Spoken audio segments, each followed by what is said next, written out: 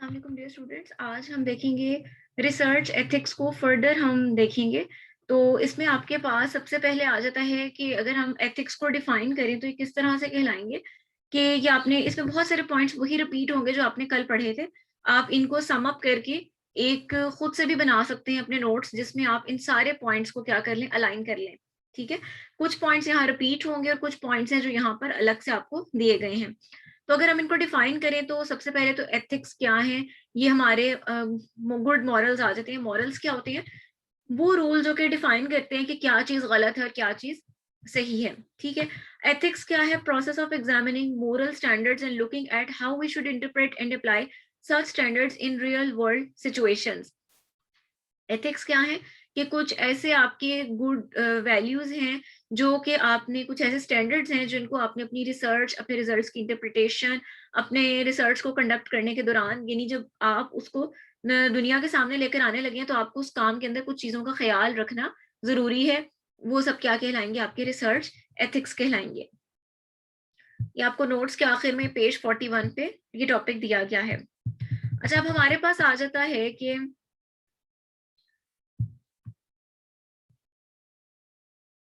अच्छा, सबसे पहले हमारे पास आ जाते हैं एथिक्स रिव्यू।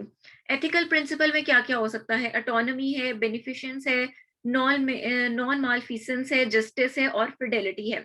ऑटोनॉमी क्या है?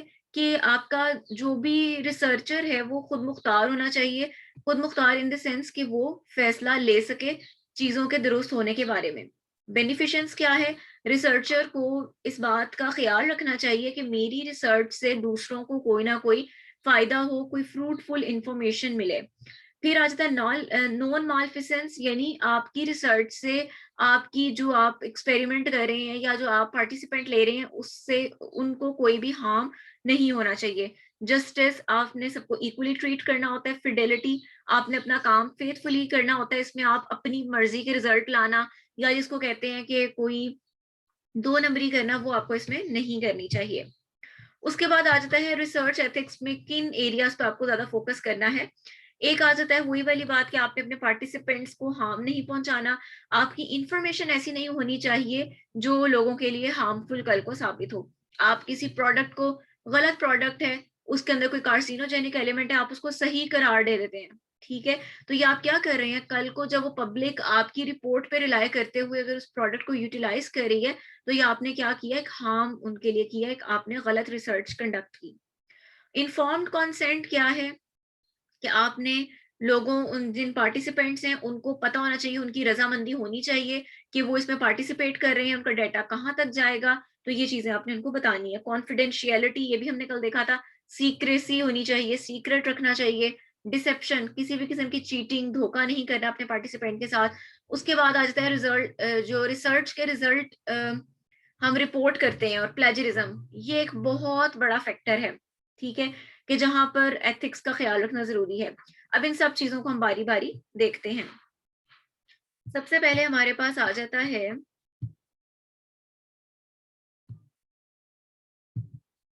हार्म। हार्म में क्या आ जाता है कि researcher should take every precaution to ensure that participants are not subjected to undue harm और स्ट्रेस। ये आपने कल पॉइंट भी पढ़ा था कि उनके ऊपर कोई प्रेशर ना डले, वो जो है कोई इंसल्टिंग फील ना करें, कोई जो है एहसास कमतरी का शिकार ना, मतलब इस किस्म का भी कोई स्ट्रेस उस पर ना आए, और ना ही आपका कोई मेथड, कोई प्रोसीजर उनके लिए क्या हो, हार्मफुल हो। आप अपनी लैब में कोई क्रीम प्रिपेयर करती हैं, कॉस्मेटिक ब्यूटी क्रीम, ठीक है, और आप जो है अभी आपने टेस्ट भी नहीं किया कि ये स्किन को डैमेज करती है कि नहीं, और आप अपने पार्टिसिपेंट्स को बुला के तो उनके ऊपर वो चेक कर लेती है, तो ये आप क्या कर रही हैं? उनका नुकसान कर रही हैं। ठीक है, तो उनको कोई हार्म नहीं पहुंचना चाहिए, उनके ऊपर कोई स्ट्रेस नहीं होना चाहिए। इन्फॉर्म्ड कंसेंट, कंसेंट क्या होती है? रजामंदी के। Voluntary informed consent is essential for research involving human subjects, यानी जब आप लोगों को एज अ रिस्पोंडेंट ले रहे होते हैं, तो फिर आपको उनकी कंसेंट के वो इस रिसर्च में वॉलंटरीली अपनी मर्जी से हिस्सा ले रहे हैं, वो आपको कंसेंट उनकी लेना होती है। कॉन्फिडेंशियलिटी, जो आप इंफॉर्मेशन लें वो सब आपने सीक्रेसी के साथ, राजदारी के साथ संभाल के रखनी होती है। डाटा आपने लॉक करके रखना है, ऐसा ना हो कि वो किसी और कंपनी के हाथ लग जाए। अगर आपने उसको इलेक्ट्रॉनिक वे में किसी कंप्यूटर पे सेव किया हुआ है, तो उसके ऊपर प्रॉपर पासवर्ड्स लगे उन फाइल्स के ऊपर। ऐसा ना हो कि वो फाइल्स हर किसी के लिए अवेलेबल हो। इससे क्या होगा? आपके रिस्पोंडेंट्स की प्राइवेसी डिस्टर्ब होगी। उसके बाद आ जाता है डिसेप्शन, चीट करना। ठीक है, डिसेप्शन दो तरह से हो सकता है, डिसेप्शन बाय ओमिशन और deception by commission. Deception by omission क्या है, ये आपके पास यहाँ ऊपर पेपर पे लिखा भी हुआ है, अगर ये आपका बाइंडिंग में आ गया तो जरा इसको लिख लीजिए। डिसेप्शन बाय ओमिशन क्या है, when you know somebody believes something to be true that you believe to be false, and rather than saying something you leave them with false idea, तो ये कहलाता है डिसेप्शन बाय ओमिशन।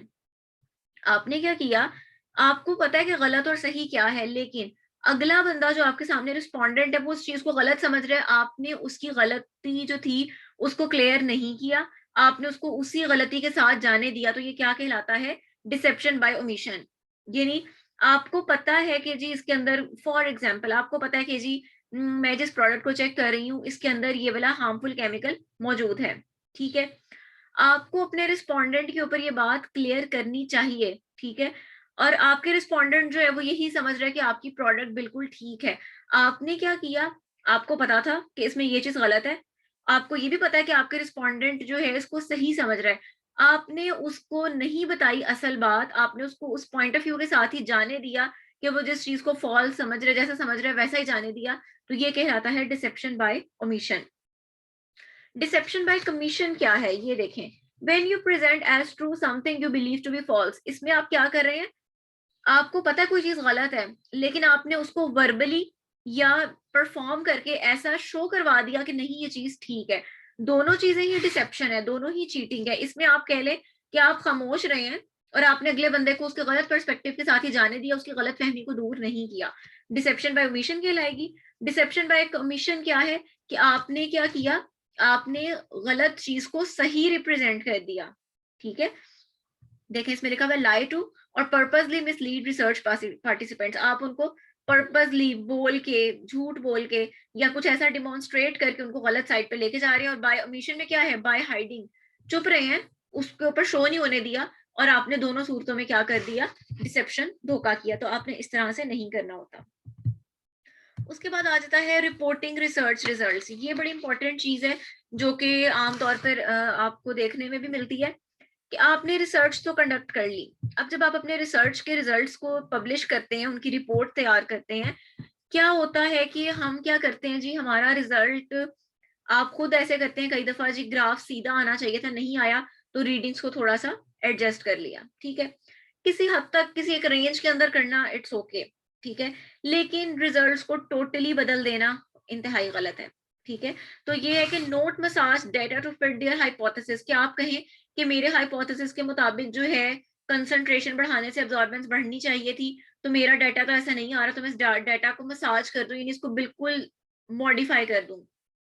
ठीक है, अच्छा, no makeup और report false results. कभी भी जो है इस तरह के जो रिजल्ट्स जो आपने खुद जिनको मॉडिफाई किया है उनको आपको पब्लिश नहीं करना चाहिए। Report what they find even if the data does not support their initial hypothesis.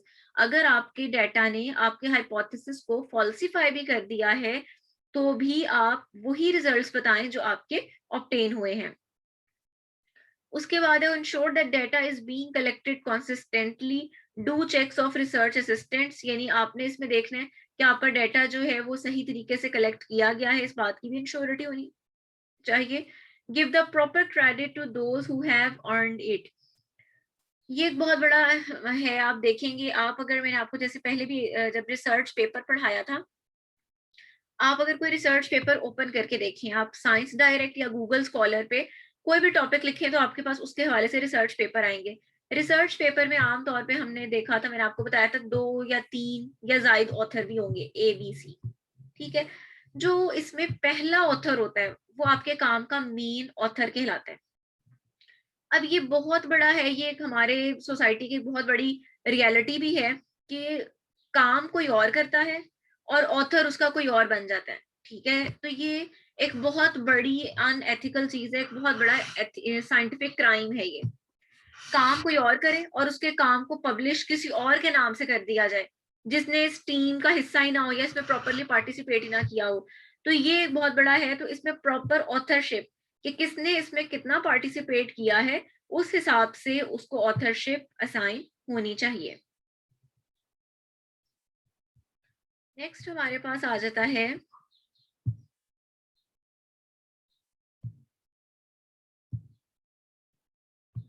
Scientific dishonesty. किस किस तरह की हो सकती है? प्लेजरिज्म। प्लेजरिज्म क्या होता है? ये बड़ा इंपॉर्टेंट वर्ड है। आगे आप लोग कल को हायर क्लासेस में जाएंगे तो आपसे कहा जाएगा अपने थीसिस का प्लेजरिज्म रिमूव करें। प्लेजरिज्म क्या होता है? मैं अगर आपको कोई नेट से आपको कोई असाइनमेंट देती हूँ, आप उसका डाटा नेट से लिखते हैं, कॉपी पेस्ट कर लेते हैं, ठीक है, आपने ये किसी और का डाटा यूज किया। अब अगर मैं इस डाटा को प्लेजरिज्म के लिए हमारे पास चेक करने के लिए सॉफ्टवेयर मौजूद होते हैं, मैं आपके इस डाटा को उस सॉफ्टवेयर के अंदर डालूंगी, सॉफ्टवेयर आइडेंटिफाई कर देगा कि आपने ये वाली लाइन इस सोर्स से उठाई है, विकीपीडिया से उठाई है, ये वाली लाइन आपने इस रिसर्च पेपर से ली है, ये वाली लाइन आपने इस बुक से ली है। प्लेजरिज्म क्या करेगा? उसके पास डेटाबेस के अंदर तमाम डेटा स्टोर होता है, आपने जहां कहीं से भी उठाया होगा वो आपको बता देगा, ठीक है। तो प्लेजरिज्म ये है कि आपने अगर किसी के आइडियाज को यूज कर रहे हैं तो या तो आप बताएं, आगे रेफरेंस दें कि ये इसका आइडिया है, लेकिन प्लेजरिज्म खुद एक बहुत बड़ा क्राइम है कि अगर आप क्या करते हैं, दूसरों के आइडियाज, दूसरों के राइटिंग्स, दूसरों की ड्राइंग, फिगर्स वगैरह को प्रेजेंट करते हैं कि ये मेरे अपने रिजल्ट्स हैं, तो ये मेरी अपनी आइडिया, मेरी अपनी राइटिंग है, तो ये क्या कहलाएगी? प्लेजरिज्म कहलाएगा। फॉर एग्जाम्पल, किसी ने कोई स्टोरी लिखी किसी मैगजीन में, आप वही स्टोरी एज इट इज उठाते हैं, अपने नाम के साथ किसी और रिसाले में भेज देते हैं, तो ये क्या है? ये प्लेजरिज्म है। आपने किसी और के काम को क्या किया है? चोरी करके उसको ये प्रेजेंट किया कि ये मेरा काम है, ये क्या कहलाएगा? प्लेजरिज्म कहलाएगा। लेकिन अगर आप उसका आइडिया यूज करते हैं, लेकिन उसमें अपनी वर्डिंग, अपना हिंट देते हैं, ठीक है, तो फिर वो प्लेजरिज्म फ्री हो जाता है। सेकंड, फैब्रिकेशन एंड फॉल्सिफिकेशन, अपने रिजल्ट्स को खुद से मॉडिफाई करना, ठीक है, ये एक बहुत बड़ी डिसऑनेस्टी है। Non publication of data, also called cooking data, आपने जो है डेटा जो है उसको खुद से चेंज करके फिर पब्लिश करवाना, और अगर कोई ऐसे रिजल्ट्स आए उनको पब्लिश ही ना करवाना, तो ये क्या कहलाएगा? Non publication of data. Faulty data gathering procedures, आप गलत तरीके से जो है डेटा इकट्ठा कर रही हैं। Poor data storage and retention, आपकी डेटा स्टोरेज का, उसको रिटेन करने का, उस पर एनालाइज करने का वे गलत था। सिक्स्थ आ गया आपका मिसलीडिंग ऑथरशिप। देखें, technicians don't necessarily become joint authors. आपने कोई काम किया, आपने उसमें एनालिसिस के लिए, फॉर एग्जांपल आपको अपना FTIR एनालिसिस परफॉर्म करना था, आप इंस्ट्रूमेंट खुद नहीं रन कर रहे, आप किसी टेक्नीशियन से रन करवा रहे हैं, उसका काम है, उसकी ड्यूटी है। आप कहते हैं कि जी टेक्नीशियन ने मेरा इंस्ट्रूमेंट रन किया तो इसलिए मैं उसका भी पेपर में नाम डाल दूं, तो ऐसा नहीं होता। ऑथरशिप में सिर्फ एक वो बंदा जिसका मेन आइडिया होता है, वो बंदा जो उसके ऊपर प्रैक्टिकली काम करता है, वो बंदा जो उसके रिजल्ट्स को एनालाइज करता है, उन लोगों के नाम ऑथरशिप में होते हैं। तो टेक्नीशियंस ऑथर नहीं हो सकते, ऑथर से वही होंगे जो डायरेक्टली रिसर्च में कंट्रीब्यूट करते हैं। और सबसे इंपॉर्टेंट बात कि प्रोजेक्ट से पहले डिसाइड करना चाहिए कि ऑथर कौन कौन होंगे, और पहला ऑथर कौन होगा, दूसरा कौन होगा, तीसरा कौन होगा, डिपेंडिंग अपॉन कि कौन सा बंदा उस प्रोजेक्ट में कितना कंट्रीब्यूट कर रहा है। अदरवाइज ये आप आगे चल के देखेंगे तो रियल लाइफ में ये बहुत बड़ा क्राइम है, और ये हमारे इर्द गिर्द ये चीजें हो भी रही हैं। अब इन्हीं पॉइंट्स को एक्सप्लेन करें। अक्सर आपसे शॉर्ट क्वेश्चन ये पूछ लिया जाता है कि प्लेजरिज्म क्या है? प्लेजरिज्म क्या है? दूसरों के काम को अपने काम के तौर पर प्रेजेंट करना प्लेजरिज्म कहलाता है। और प्लेजरिज्म के लिए जो पाकिस्तान में सॉफ्टवेयर जो काम कर रहे हैं HEC पाकिस्तान की तरफ से, वो क्या है? Turnitin.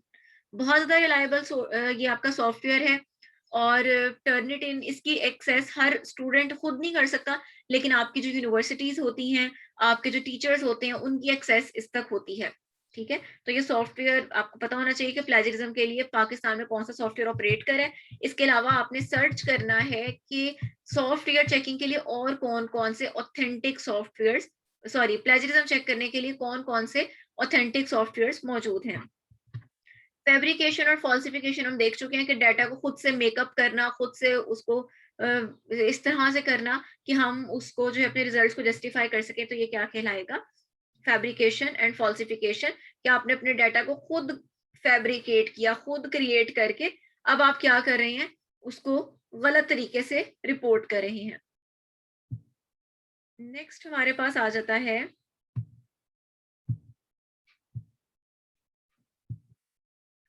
Non publication of data, not including data because they don't support the hypothesis. कि आप कहें कि मेरे हाइपोथेसिस के मुताबिक रिजल्ट्स नहीं आए तो मैं इसलिए इसको इंक्लूड ना करूं, ऐसा नहीं होना चाहिए। ये भी एक रिजल्ट है कि हाइपोथेसिस ये था लेकिन ऐसा सही साबित नहीं हुआ, तो उसके पीछे भी कोई ना कोई लॉजिक होगी, ठीक है। और इसके अलावा अगर आपकी रीडिंग्स कुछ ऐसी आ रही होती हैं, एक आपकी रीडिंग आई है 9, दूसरी भी 9 आई है, तीसरी आपकी 10 आई है, और एक रीडिंग आपकी बिल्कुल डिफरेंट आ जाती है 14। तो ये जो इस तरह की रीडिंग्स होती हैं, जो आपके रिजल्ट्स जो बिल्कुल वेरिएबल होते हैं, अलग से होते हैं बाकियों से, उनको आप नाम देते हैं आउटलायर्स का।